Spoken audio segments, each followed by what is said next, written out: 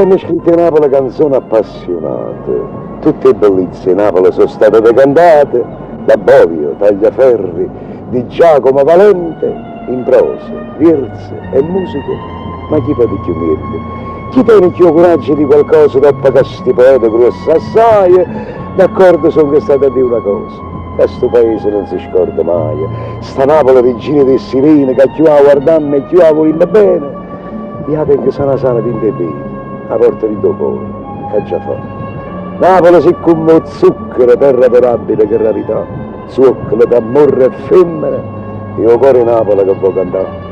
Napoli terra d'amore, sento sto cuore che deve dire, zucchero d'amore e femmine, chi è nato a Napoli ci può morire.